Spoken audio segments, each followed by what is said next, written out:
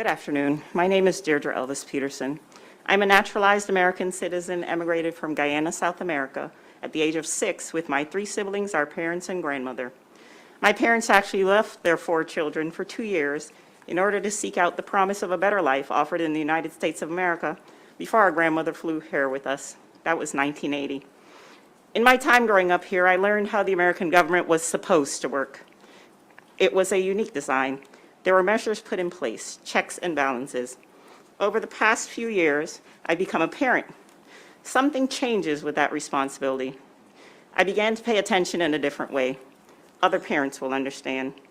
I started to see things I did not like for my children's future. For instance, I went to public school but couldn't send my children there due to the degradation of the public school system.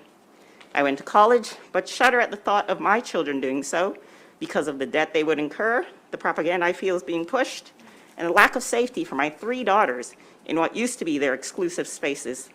I grew up in Maryland, and sadly, I fear I may have to relocate to a state where the legislature will actively work to protect my freedoms. I've witnessed our federal government exercise powers that it should not be able to. I've witnessed lifetime politicians use their seats for their benefit, not that of their constituents.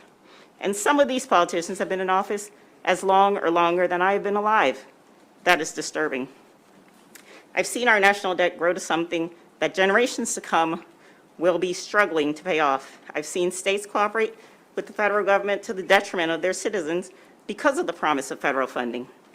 Hospitals were unable to make individualized care decisions and use their expertise during this pandemic because of the ties to federal funds. It is and continues to be appalling. Our government needs reeling in. We turn to our state legislatures to do the jobs they were elected to do.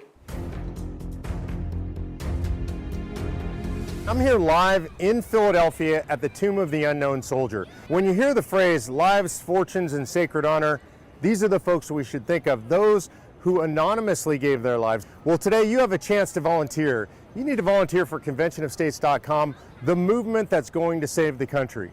These folks were willing to step up and give everything. We need you to give just a little bit. Go to conventionofstates.com and volunteer today.